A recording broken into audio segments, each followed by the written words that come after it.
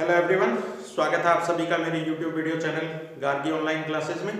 आज हम इस वीडियो लेक्चर में कक्षा 12 के राजनीति विज्ञान का अध्याय नंबर 2 जो है, जिसका शीर्षक है शक्ति, सत्ता और वैधता के नाम से, उसी को आगे कंटिन्यू करेंगे।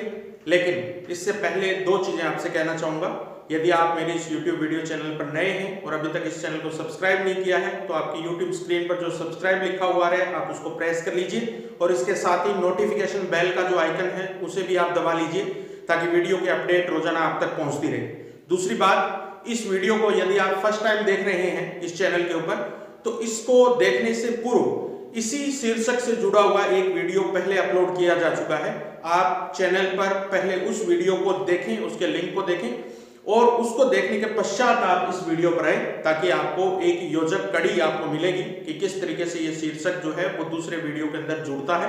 इसकी जानकारी आपको अच्छे से हो पाएगी। तो चलिए स्टार्ट करते हैं हम शक्ति, सत्ता और वैधता का भाग नंबर 2, जिसमें आज हम सत्ता और वैधता इन दो टॉपिक्स के ऊपर या दो अवधारणाओं के ऊपर डिटेल में चर्चा करेंगे।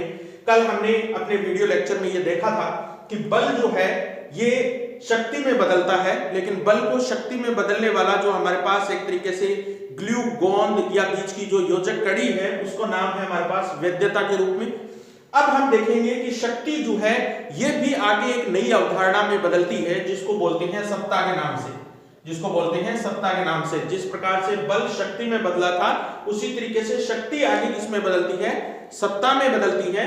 और इसको भी बदलने का कार्य करने वाला जो हमारे पास बीच का संयोजक या योजक कड़ी जो है हमारे पास, उसका भी नाम हमारे पास क्या है, वैधता है।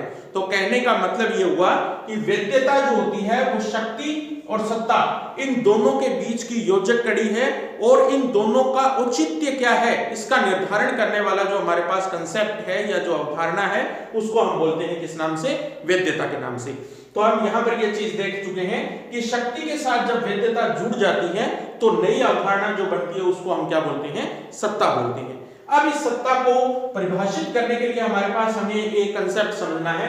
मान लो हमारे पास कोई भी संगठन है, संगठन से मतलब हमारे पास जिसमें दो चीजें हमारे पास हो सकती है। इसमें कुछ ऐसे व्यक्ति होते हैं जो उच्च स्तर के व्यक्ति कहलाते हैं और इनका कार्य दो ही होता है, या तो ये उस संगठन के संबंध में निर्णय लेने की क्षमता रखते हैं और दूसरा उस निर्णय की पालना करवाने के लिए ये आदेश देने का अधिकार रखते हैं। तो ये संगठन के अंदर उच्च स्तर होता है जिसमें निर्णय लेने और आदेश देने की क्षमता होती है। तो सामान्य तौर पर अगर हम राजनीति विज्ञान में देखें तो ऐसे व्यक्ति जो है उनको हम बोलेंगे शासक के रूप में, या हम ये कहेंगे किसी भी देश की राजनीतिक व्यवस्था के सर्वोच्च स्तर जो होते हैं जिसमें प्रधानमंत्री है और उसकी कैबिनेट मंत्री जो है ये मिलकर जो बनाते हैं वो हमारे पास कौन सा स्तर है, उच्च स्तर है। तो हम देखते हैं किसी भी देश की राजनीतिक व्यवस्था या सामाजिक व्यवस्था के बारे में जो निर्णय लेने वाले व्यक्ति हैं वो यही होते हैं, प्रधानमंत्री या उसकी मंत्री परिषद के जो सदस्य होते हैं, और उसमें भी महत्वपूर्ण सदस्य के रूप में कैबिनेट मंत्री जो होते हैं। इनके दो ही कार्य होते हैं, ये निर्णय लेते हैं या अपने आदेश जारी करते हैं। अब इन आदेशों की पालना करवाने के लिए इस संगठन में बहुत सारी कड़ियां आगे भी होती हैं जिनको हम सम्मिलित रूप से बोलते हैं अधीनस्थ। अधीनस्थ का मतलब होता है किसी के अंडर काम करना या किसी के नीचे कार्य करना। तो उच्च स्तर के नीचे कौन से स्तर कार्य करते हैं, अधीनस्थ स्तर कार्य करते हैं, और इनका एक ही कार्य है उच्च स्तर के द्वारा दिए गए जो आदेश हैं उनकी आज्ञा पालन करना या उन आदेशों को आगे लागू करना। तो ये कार्य जो होता है वो अधीनस्थ का होता है। तो सत्ता जो है वो मूल रूप से इन्हीं दोनों से मिलकर बनी हुई है। कहने का मतलब किसी भी शासन व्यवस्था के द्वारा लिए जाने वाले निर्णय, जारी किए जाने वाले आदेश और उन आदेशों की पालना करवाना, इन सब का संयुक्त नाम ही अपने आप में क्या है, सत्ता है। तो सत्ता का कंसेप्ट आपको समझ में आ गया होगा कि सत्ता तीन कार्यों का एक तरीके से संयोजन है जो हमने देख लिए हैं। इसी रूप में दो ऐसे दार्शनिक हुए हैं, दो मनोवैज्ञानिक हुए हैं जिन्होंने इसको परिभाषित किया है। एक हमारे पास है हेनरी फेयोल के नाम से, हेनरी फेयोल के नाम से, आपकी किताब में भी इनकी परिभाषा दी हुई है। तो वो यही परिभाषा है, किसी भी संस्था के अंदर या किसी भी संगठन में निर्णय लेने आदेश देने और आदेश का पालन करवाने की जो शक्ति होती है वही क्या कहलाती है? सत्ता कहलाती है। ये परिभाषा तो किसकी है? हेनरी फेयोल की है, तो आप इसको नोट कर लीजिएगा। इसी तरीके से एक परिभाषा है बायरस्टीड की। बायरस्टीड जो है वो ये कहता है कि सत्ता जो होती है वो किसी भी संगठन का संस्थागत अधिकार होता है। संस्थागत अधिकार होता है, यानी कि कोई भी संगठन जो है वो उसको ये अधिकार है कि वो अपना निर्णय ले सकता है या अपनी शक्ति को जारी रख सकता है या शक्ति को अप्लाई कर सकता है। तो ये अधिकार जो है ये किसको है? संगठन को है। तो बायरस्टीड और हेनरी फेयोल ये दोनों अपने अपने शब्दों में सत्ता को क्या करते हैं? परिभाषित करते हैं। तो ये रहेगा हमारे पास सत्ता क्या होती है और सत्ता का कंसेप्ट क्या है। अब हम एक चीज देखते हैं कि उच्च स्तर के द्वारा जो भी निर्णय लिए जाते हैं, जो भी आदेश दिए जा रहे हैं, इन आदेशों की पालना कौन कर रहे हैं? अधीनस्थ कर रहे हैं। कहने का मतलब ये शासित वर्ग हो गया। वो शासक वर्ग है और ये कौन सा वर्ग है? शासित वर्ग, जिसके ऊपर ऑर्डर चलाए जा रहे हैं या जिसको आदेश दिए जा रहे हैं। अब ये शासित वर्ग जनता भी हो सकती है, या एक छोटे संगठन में हम बात करें तो उच्च स्तर के नीचे कार्य करने वाले कर्मचारी जो होते हैं, अधीनस्थ जो होते हैं, वो भी इसका हिस्सा हो सकते हैं, किसी भी रूप में हो सकते हैं।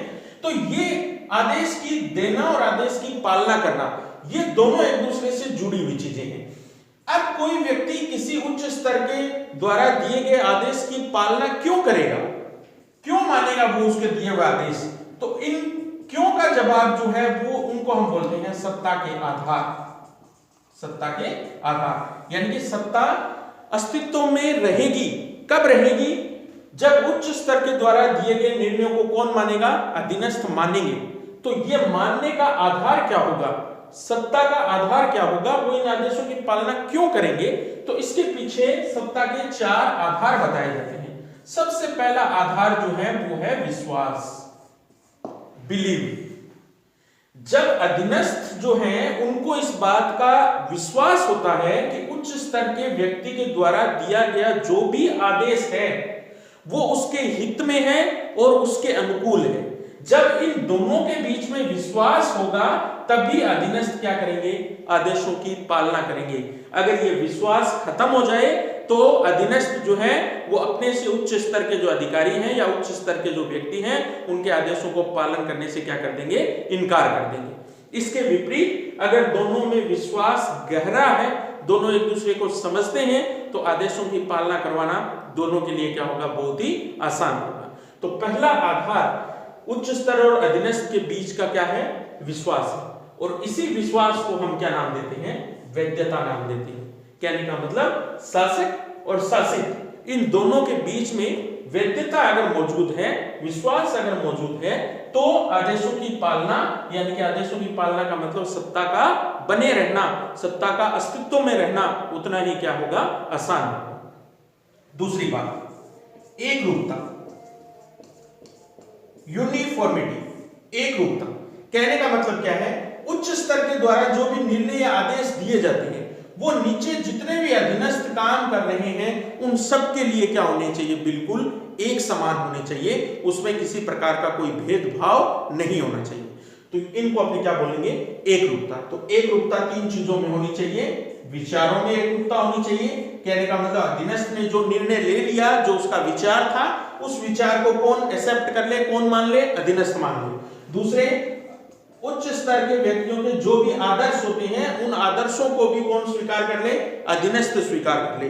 तो विचार, आदर्श और आदेश, इन तीनों में जब एक रूपता होती है, कहां पर? उच्च स्तर और अधीनस्थ स्तर पर, तो सत्ता का कायम रहना उतना ही क्या होता है? आसान होता है। आदेशों की पालना करवाना उतना ही क्या होगा? इजी होगा या सरल होगा। तीसरी बात, सत्ता पालन क्यों किया जाता है?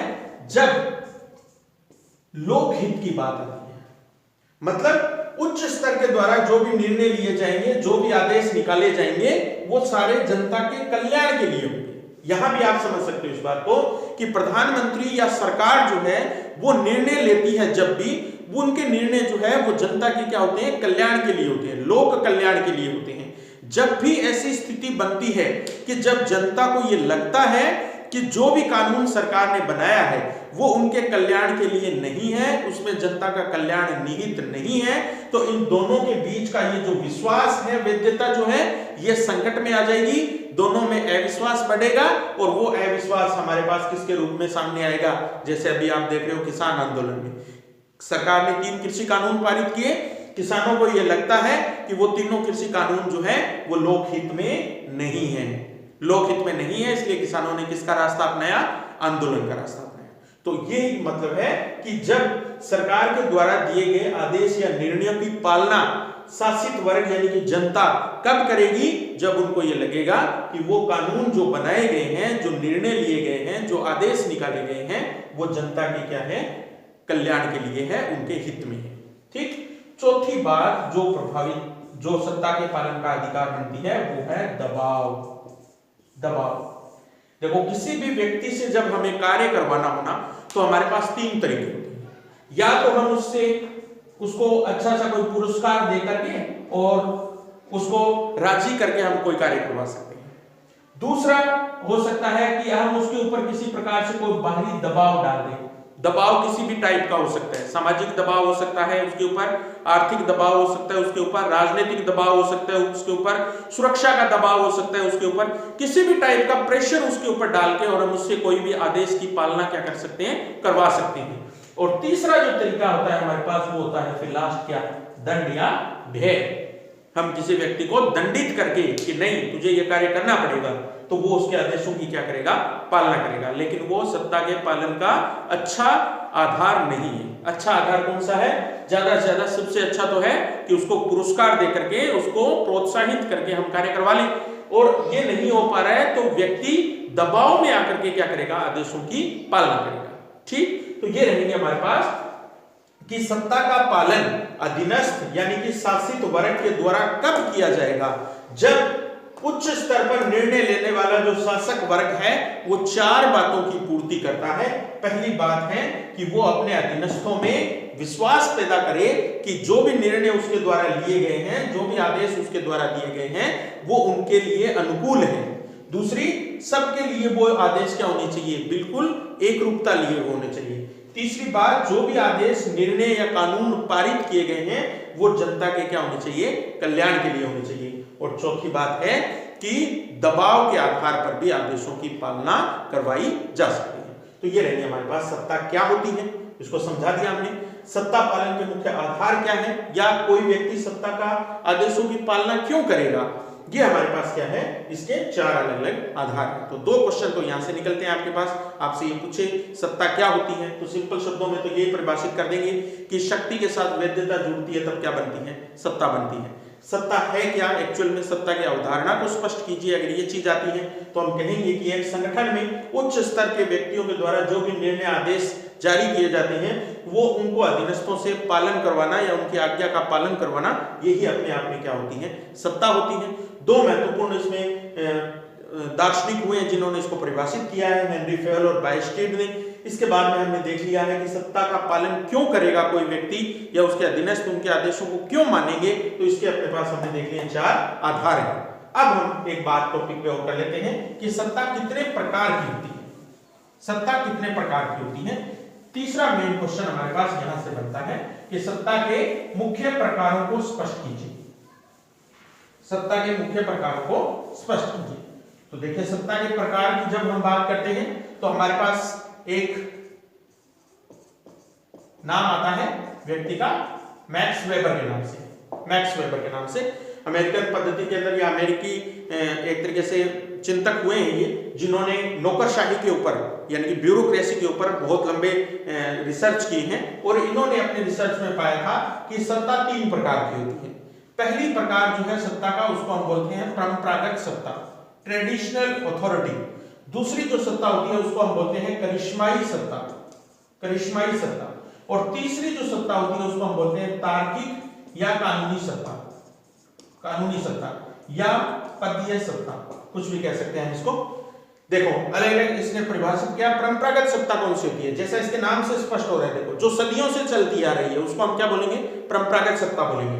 तो किसी भी संगठन में प्रथा, परंपराओं, रिवाजों के आधार पर जो सत्ता एक पीढ़ी से दूसरी पीढ़ी में चलती रहती है या एक व्यक्ति से दूसरे व्यक्ति में स्थानांतरित होती रहती है, उस सत्ता को हम क्या बोलते हैं? परंपरागत सत्ता बोलते हैं। तो प्राचीन समय में राजतंत्र चला करता था, आपने सबने सुना है कि एक राज्य हुआ करता था और उसका एक क्या होता था? राजा होता था।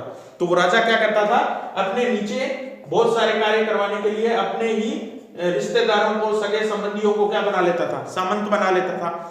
अपना ही उसका क्या होता था? प्रशासनिक तंत्र होता था, अपना ही जज होता था, उसकी न्यायिक व्यवस्था अपनी होती थी।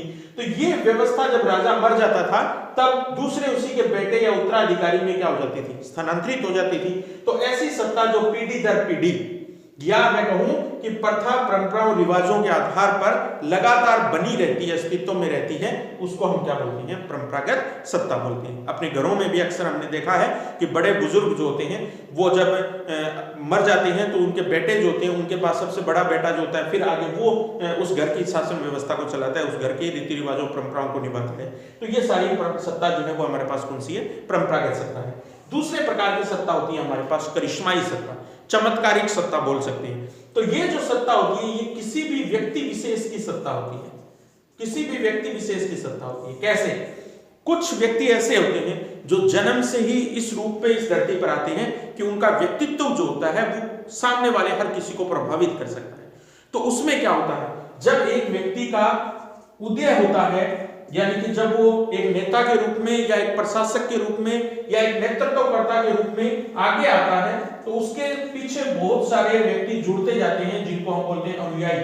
अनुयायी जैसे मान लो गांधी जी थे, गांधी जी भारतीय राष्ट्रीय आंदोलन में आए तो उनका एक इस प्रकार का व्यक्तित्व था कि उनके अंदर जनता को करिश्माई व्यक्तित्व दिखता था। वो जो भी बात कहते थे जनता उसको आसानी से क्या कर लेती थी? मान लेती थी। इसी तरीके से हमने कई ऐसे नकारात्मक व्यक्ति भी देखे, जैसे हिटलर था।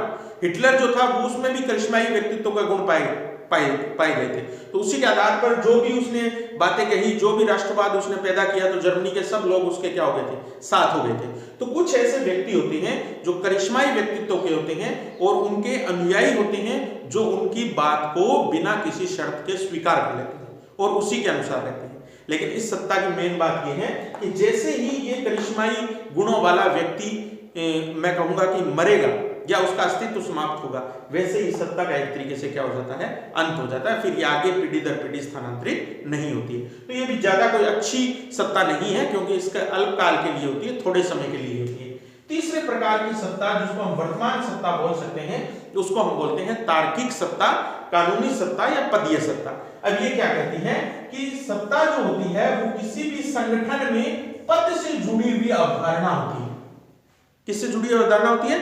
पद से, पोस्ट से जुड़ी हुई अवधारणा होती है। जो व्यक्ति किसी संगठन में जितने ज्यादा उच्च पद पर नियुक्त होता है उसके पास सत्ता की पावर उतनी ही ज्यादा होती है। तो एक तरीके से हम कहें कि इसका आधार जैसे भारत में बात करें तो भारतीय संविधान है, जैसे तो भारतीय संविधान में कुछ ऐसे पद या इस प्रकार की पदीय व्यवस्था बनाई गई है, उनके अलग अलग कार्य दिए गए हैं। जैसे राष्ट्रपति सबसे बड़ा संवैधानिक अधिकारी है मान लो, तो उस राष्ट्रपति पद की शक्तियां हैं, उसके ऊपर कोई भी व्यक्ति अगर विराजेगा, कोई भी व्यक्ति उसके ऊपर चुना जाएगा तो ऑटोमेटिक क्या है, उसके पास उस पद से जुड़ी हुई शक्तियां प्राप्त हो जाएगी। अब कलेक्टर है, ठीक है, कलेक्टर अपने आप में क्या होती है? एक सत्ता है, ठीक है, सत्ता का एक रूप है। क्यों? क्योंकि उसके जो अधिकार हैं, उसकी जो शक्तियां हैं वो संविधान के अंदर वर्णित कर दी गई है, लिखित रूप में है, तार्किक रूप में है, कानूनी रूप में है। उस पद के साथ जुड़ी हुई शक्तियां उसकी, इसलिए ये सत्ता जो होती है ये लंबे समय तक चलती है। इसमें जो व्यक्ति पद धारण करता है वही व्यक्ति क्या होता है? सत्ताधारी बन जाता है। चाहे प्रधानमंत्री का पद है, बदलते रहते हैं, हमने देखा है हर 5 साल के बाद में चुनाव होते हैं, नए आदमी आते हैं, नए व्यक्ति चुने जाते हैं, लेकिन पद वही रहता है, ठीक है। तो ये एक तरीके से सबसे अच्छी सत्ता मानी जाती है क्योंकि इसमें निश्चित नियम और कानून के अंतर्गत सत्ता जो है वो लंबे समय तक बनी रहती है और पद के साथ जुड़ी हुई रहती है। मतलब इसके ऊपर जो भी व्यक्ति नियुक्त होगा या जो भी व्यक्ति इस पर चुनकर आएगा वो अपने आप में योग्य और कुशल व्यक्ति होगा। तो मैक्स वेबर के अनुसार सत्ता 3 प्रकार की होती है, परंपरागत, करिश्माई और तीसरी तार्किक सत्ता या कानूनी सत्ता के रूप में हमारे पास। ठीक, तो ये रहेगा हमारे पास सत्ता की अवधारणा क्या है, सत्ता के आधार क्या है पालन के, और सत्ता के प्रकार कौन से। अब हमारे पास अंतिम टॉपिक बचता है वैधता के रूप में। वैधता देखिए, अब ओवरऑल हमने देखा है तो हमने एक चीज समझ ली है एक चीज हमें समझ में आ गई है कि वैधता जो है वो एक तरीके से छिपा हुआ कंसेप्ट है जो हमें क्या कर रहा है, शक्ति को सत्ता में बदल रहा है। तो वो किसकी वजह से हो रहा है, वैधता की वजह से हो रहा है। तो सीधे सीधे हम बात करें तो इंग्लिश में लेजिटिमेसी बोलते हैं इसको, अलग सा शब्द है ये, इसलिए अलग है क्योंकि ये लैटिन भाषा से उत्पन्न हुआ शब्द है। लैटिन भाषा से उत्पन्न हुआ शब्द है लेजिटिमेयर, लेजिटिमेयर, ठीक है। और इस लेजिटिमेयर का मतलब होता है लॉफुल, ठीक है, कानूनी रूप से घोषित करना, कानूनी रूप से घोषित करना, ये इसका अर्थ होता है। या मैं कह सकता हूं वैध घोषित करना, एक ही बात है दोनों, वैध घोषित करना। तो आपसे अगर सीधा पूछ ले कि वैधता शब्द या लेजिटिमेसी शब्द का शाब्दिक अर्थ क्या है, तो हम बोलेंगे कि लैटिन भाषा के शब्द लेजिटिमेट से इसकी उत्पत्ति हुई है और जिसका शाब्दिक अर्थ होता है क्या, इंग्लिश में लॉफुल, या वैध घोषित कर रहा है, कानूनी रूप से घोषित करना किसी चीज को। अब देखिए आप, हमने दो बातें अभी की थी, एक हमारे पास होता है शासक वर्ग जो कि निर्णय लेता है और आदेश देता है, और दूसरा हमारे पास होता है क्या, शासित वर्ग, जो कि ज्यादातर हम देखें तो लोकतांत्रिक व्यवस्था में क्या होती है, जनता होती है। अब ये जो शासक और शासित के बीच आदेश देना और उसका पालन करवाना, उस चीज को हमने क्या बोला है अभी, सत्ता बोला, ठीक है। अब इस सत्ता का आधार क्या होगा, तो इस आधारों में हमने पहली चीज जो पढ़ी थी वो थी दोनों के बीच का आपसी विश्वास, और इसी विश्वास को हम क्या नाम देते हैं, वैधता नाम देते हैं। क्या नाम देते हैं, वैधता। तो शासक और शासित के बीच विश्वास का सूत्र ही क्या कहलाता है, वैधता कहलाता है। अब ये वैधता की मात्रा जितनी ज्यादा होगी, जितनी ज्यादा होगी, सरकार उतनी ही स्थायी होगी, सरकार उतनी ही क्या होगी, स्थायी होगी। इसलिए हमेशा सरकार ये प्रयास करती है कि जो भी उसके आदेश दिए जा रहे हैं वो उसके द्वारा उसकी जो जनता है उन सब के अंदर उसके प्रति क्या होना चाहिए, एक विश्वास होना चाहिए कि जो भी सरकार करेगी वो गलत नहीं करेगी, हमारे हितों के क्या करेगी, अनुकूल करेगी। तो जितनी ज्यादा वैधता होगी दोनों के बीच में, उतना ही उस शासन व्यवस्था का अस्तित्व स्थायी रहेगा। अगर दोनों के बीच में किसी प्रकार के मतभेद उत्पन्न हो जाए, ये विश्वास का सूत्र कमजोर हो जाए, तो जनता जो है वो क्या करेगी, शासक वर्ग को लंबे समय तक शासन व्यवस्था चलने नहीं देगी। तो जब नहीं देगी तब क्या उत्पन्न हो जाएगा, वैधता का संकट उत्पन्न हो जाएगा, वैधता का क्या उत्पन्न हो जाएगा, संकट उत्पन्न हो जाएगा। और ऐसा हमने बहुत बार देखा है, जब शासक और शासित के बीच के विश्वास के सूत्र बदले हैं या विश्वास के सूत्र को चुनौती मिली है, तब तब वैधता का क्या उत्पन्न हुआ है, संकट उत्पन्न हुआ है। यानी कि वैधता नहीं रहेगी तो शासन व्यवस्था भी नहीं चलेगी। तो ये संकट उत्पन्न कब होता है, मुख्य रूप से ये दो चीजों को लेकर उत्पन्न होता है। जब नया वर्ग जो है, किसी भी शासन व्यवस्था में नया वर्ग उदय होता है। नया वर्ग का मतलब ये है कि मान लो कोई व्यवस्था ऐसी थी जो लंबे समय से चलती आ रही थी, लेकिन कुछ ऐसे लोग उस व्यवस्था में उत्पन्न हुए जिन्होंने कहा कि इस व्यवस्था में बहुत सारी कमियां हैं। तो वो जो नया वर्ग था जिसने उन कमियों को उजागर किया या जिन कमियों को उन्होंने चुनौती दी, वो नया वर्ग जब धीरे धीरे करके प्रभावी होना शुरू हो जाता है तो वैधता क्या आ जाती है, संकट में आ जाती है, जनता उनके साथ हो जाती है और तब बहुत सारी चीजें होती है, आंदोलन होते हैं। अभी हम देख रहे हैं दोनों के बीच में, किसान और सरकार के बीच में इसी विश्वास और वैधता की कमी आ गई है। किसानों को ये लगता है, जनता को ये लगता है कि जो कानून बने हैं वो हमारे हित के नहीं है, इसलिए सरकार क्या कर रही है, सरकार के विरुद्ध क्या छेड़ रखा है उन्होंने, आंदोलन छेड़ रखा है। बहुत बार ऐसा भी होता है जब सरकार का तख्ता पलट दिया जाता है। बहुत सारे ऐसे एशिया और अफ्रीकी देशों में हमने बातें सुनी है, टर्की के अंदर, ग्रीस के अंदर, मिस्र में, सब में इस प्रकार की घटनाएं हुई है कि शासन व्यवस्था जो है उसको जनता ने क्या कर दिया, क्रांति उत्पन्न की और क्रांति उत्पन्न करके उसका क्या कर दिया, तख्ता पलट कर दिया।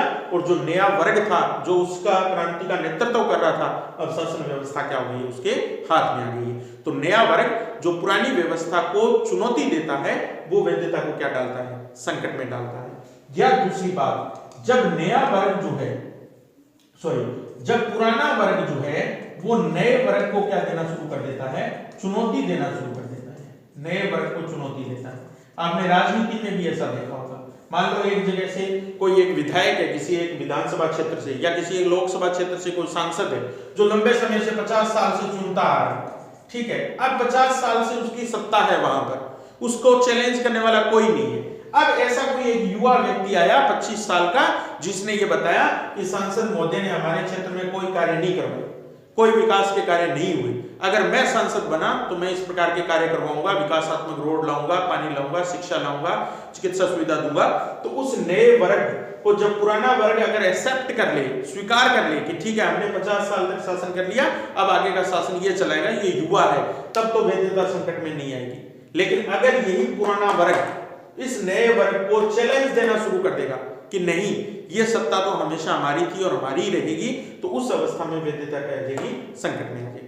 तो कई बार ऐसा राजनीति में होता है कि राजनीति में जब नए लोगों का प्रवेश होता है तो पुराने लोग उनको क्या करते हैं, चुनौती प्रदर्शित करते हैं, देते हैं, और उस चुनौती में अगर वो सफल नहीं हो पाते हैं तो नया वर्ग जो है वो क्या हो जाएगा, उस चुनौती को जीत जाएगा उस चुनौती में, और वैधता को क्या आ जाएगा, पुराने लोगों की वैधता क्या आ जाएगी, संकट में आ जाएगी। तो ये हमारे पास वैधता का संकट। अब इसको हम दूर कैसे कर सकते हैं, तो हमने बता दिया है। सबसे पहला तो दोनों के बीच में विश्वास ही महत्वपूर्ण चीज है, शासक और शासित के बीच में। इसी तरीके से नए वर्ग और पुराने वर्ग के बीच में आपस में समन्वय होना जरूरी है, दोनों का आपस में सामंजस्य होना जरूरी है। जब भी किसी प्रकार के कोई निर्णय लिए जाएं वो दोनों की सहमति से लिए जाएं, ठीक है। तो ये व्यवस्थाएं अपनाकर हम वैधता के संकट को क्या कर सकते हैं, दूर कर सकते हैं, ठीक।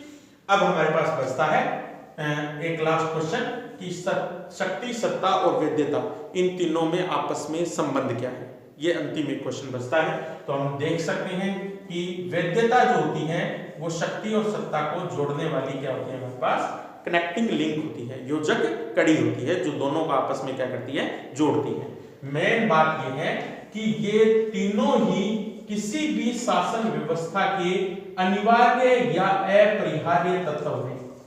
इन तीनों के बिना किसी भी देश की शासन व्यवस्था नहीं चल सकती, ठीक है। तीनों का होना अनिवार्य है। अभी हमने देख लिया अकेली शक्ति बहुत खतरनाक है, जब तक उसके साथ वैधता जुड़कर किसके रूप में ना आ जाए, सत्ता के रूप में परिवर्तित ना हो जाए। तो ये हमारे पास रहेगा तीनों के बीच के आपसी संबंधों के बारे में। तो 4-5 क्वेश्चन इसमें से भी बनते हैं। वैधता का शाब्दिक अर्थ क्या है, ठीक, ये बता देना है। वैधता की अवधारणा को स्पष्ट कीजिए। जब आपसे ऐसा क्वेश्चन पूछा जाता है वैधता की अवधारणा को स्पष्ट कीजिए, तो आपको शाब्दिक अर्थ से लेकर ये सारी बातें समझानी पड़ेगी कि किस प्रकार से शासक और शासित के बीच के संबंधों को वैधता नियंत्रित करती है, ठीक है। ये क्वेश्चन आ सकता है, वैधता का संकट क्या होता है, क्यों उत्पन्न होता है वैधता का संकट, और कैसे आप इसको रोक सकते हैं, वैधता का संकट को रोकने के उपाय सुझाइए, ऐसा क्वेश्चन आ सकता है, ठीक है। क्या हमारे पास क्या है, ये क्वेश्चन भी बन सकता है कि शक्ति, सत्ता और वैधता, इन तीनों के आपसी संबंध को बताइए, ठीक। तो तीनों के संबंध हमें समझाना है। तो ये रहेगा हमारे पास लेसन नंबर 2 कंप्लीट होता है हमारे पास पॉलिटिकल साइंस का, जिसमें हमने तीनों कंसेप्ट की डिटेल में बात की है। नेक्स्ट वीडियो में हम फिर कोई एक नए कंसेप्ट के साथ हाजिर होंगे। तब तक के लिए धन्यवाद, ऑल द बेस्ट।